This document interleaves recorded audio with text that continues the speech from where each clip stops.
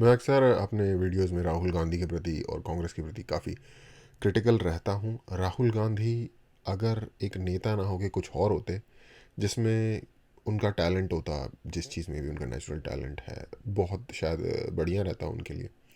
But क्योंकि एक specific परिवार में वो पैदा हुए, एक स्पेसिफिक रोल उन्हें बचपन से ही उन्हें दिया गया, उसके लिए उन्हें तैयार किया गया, तो वो शायद अपने पर्सनल टैलेंट को भी वेस्ट कर रहे हैं और कंट्री के भविष्य को भी दाव पे लगा रहे हैं।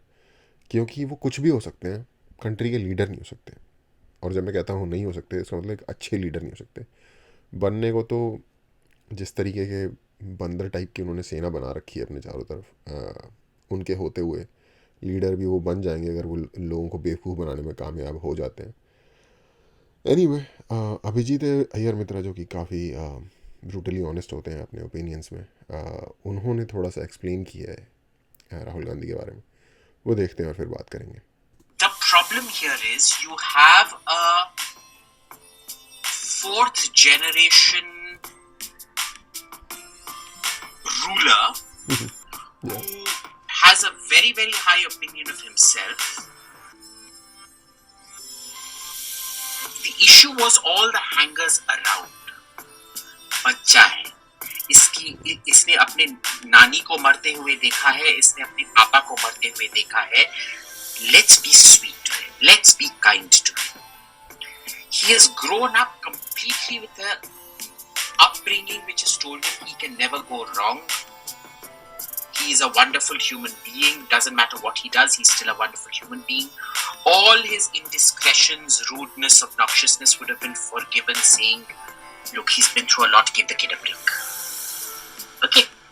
Now imagine when you've come from a situation. In fact ये किसी हद तक ये चीज़ सही है, क्योंकि मुझे याद है जब मैं हाई स्कूल में, क्योंकि पॉलिटिक्स में ध्यान दे रहा था शुरू से ही, इवन मैं जब स्कूल डेज में भी था, मुझे याद है मैं शायद हाई स्कूल से पास आउट हुए शायद 1-2 साल ही हुए थे। और उस वक्त मनमोहन सिंह जी की गवर्नमेंट आई थी। 2008 में मैंने हाई स्कूल पास किया।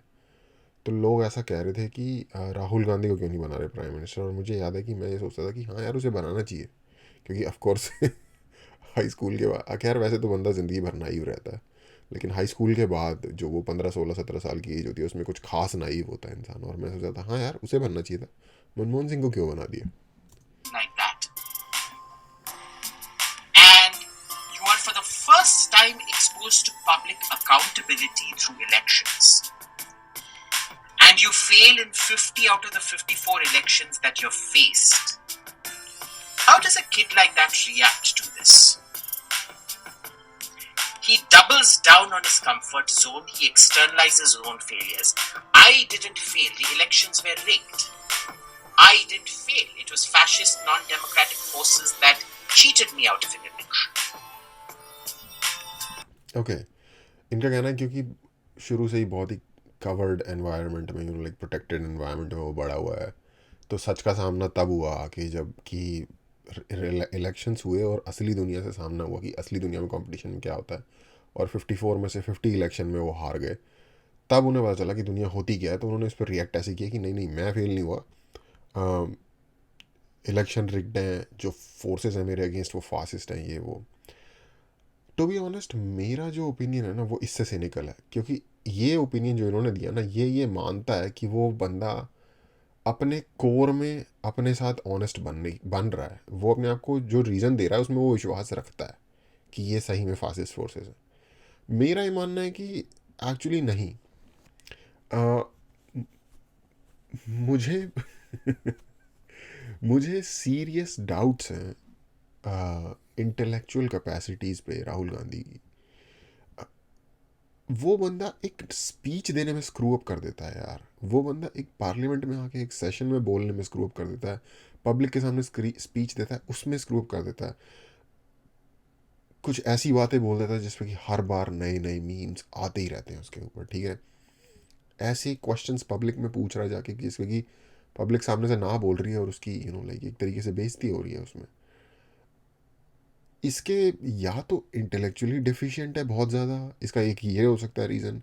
एक रीज़न ये हो सकता है कि जो उसकी स्पीचेस लिखने वाले लोग हैं, जो उस पर्सनालिटी को कल्टीवेट कर रहे हैं उसके चारों तरफ, उसके अराउंड में, वो लोग जानबूझ के लाइक डिमोलिश कर रहे हैं उसकी इमेज को, ऐसी चीज़ें कर देते हैं जिसको कि एक उसके पीछे एक साजिश है जिससे कि वो उन चीज़ों को फॉलो करता है और फिर लाइक उसकी इमेज और नीचे चली जाती है। एक और रीज़न ये हो सकता है कि वो बोल तो हिंदी में रहा होता है लेकिन सोच इंग्लिश या जो भी लैंग्वेज में वो ज़्यादा कंफर्टेबल है हिंदी के मुकाबले उसमें रहा होता है, क्योंकि कई बार क्या होता है कि जब आप सोच एक लैंग्वेज में रहे हो और बोल दूसरी लैंग्वेज में रहे हो तो आपका या तो मैसेज थोड़ा डिस्टॉर्ट हो जाता है या तो एग्जैक्टली क्लियर मैसेज पहुंच नहीं पाता जैसा आपको पहुंचाना है। लॉस जिसे कहते हैं लॉस इन ट्रांसलेशन, उस तरीके की सिचुएशन हो जाती है और कई बार उसमें थोड़ा फ़नी जोक भी बन जाता है। तो ये भी एक रीज़न हो सकता है कि भाई वो किसी और लैंग्वेज में सोचता है, किसी और लैंग्वेज में बोलता है, ठीक है, या उसका जो व्यू पॉइंट है या जो उसे व्यू पॉइंट दिया जाता है दुनिया का, क्योंकि मुझे नहीं लगता कि वो खुद ग्राउंड में जाके चीज़ें देख रहा है और उन्हें ऑब्जर्व कर रहा है और उन्हें समझ पा रहा है और उनके थ्रू एक कंक्लूजन पे पहुंच रहा है। की है उसने भारत यात्रा और ऑल, ये आपको दिख जाएगा कभी किसी गरीब के घर में ये करते हुए, बट ये सब शो ऑफ है, क्या कहते हैं, पोजिंग, एक तरीके का थिएट्रिक्स है ये, इसकी कोई रियल वो बनती नहीं है। वरना जिन राष्ट्रों में जिन राज्यों में आपकी गवर्नमेंट है वहाँ ठीक करो ना सिचुएशन यार, वहाँ की सिचुएशन तो और बदतर है, बिल्कुल ही बुरे हाल है। कर्नाटक में आपकी गवर्नमेंट आई है अभी रिसेंटली, आपने बैंकरप्ट करके रख दिया स्टेट को, ठीक है, तो ये थिएट्रिक्स अपनी जगह है। और ये भी अगेन भारत यात्रा, जोड़ो यात्रा, किसान के घर में जाके रात गुजार ली, ये सब एक टीम होती है पूरी की पूरी, जो कि एक्चुअली बहुत अच्छी यूनिवर्सिटीज़ से जिनका काम होता है, जो प्रोफेशनल होते हैं एक कैरेक्टरिस्टिक परसोना बिल्ड करने में, बेसिकली ज़बरदस्त किस्म के प्रोपेगेंडा क्रिएटर्स, वो ये सारी चीज़ों के साथ they come up with all this and they ask him to do all this. Of course ये कोई ऐसी जानकारी मैं नहीं बता रहे हैं जो किसी और को ना पता हो, सबको ये पता ही होता है, ये नहीं है कि वो अपनी मर्जी से ये चीज़ें कर रहा है और शायद उसके साथ ये नेचुरल नहीं है। अब मोदी ने लिटरली सड़कों की खाक छानी है अपनी ज़िंदगी में, तो जो उसका ओरिजिनल एक्सपीरियंस है वो ट्रू है।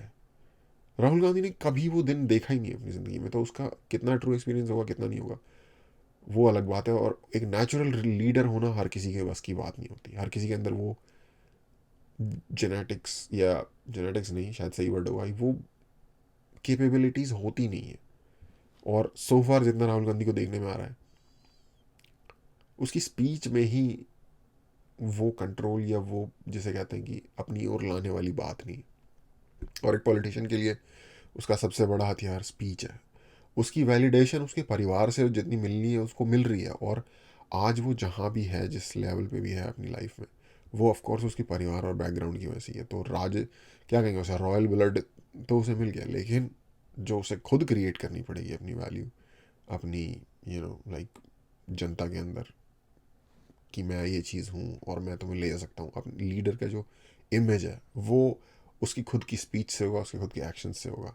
एक्शन लेने का टाइम नहीं मिल रहा क्योंकि स्पीच ऐसी है कि उसने ये स्पीच इमेज ही बर्बाद करके रख दी।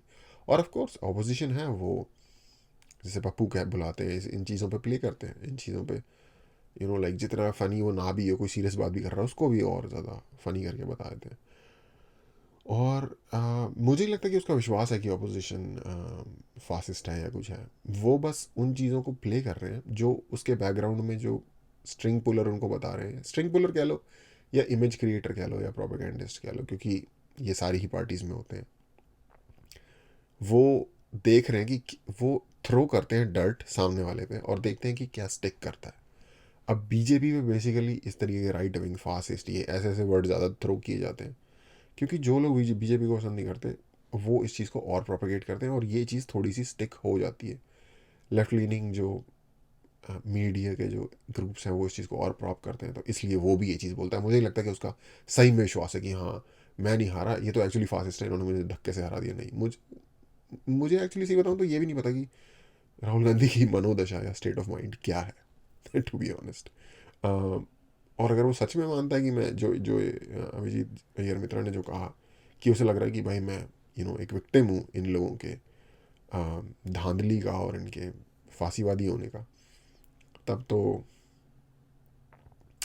घबराने का मौका है हम लोगों के लिए, क्योंकि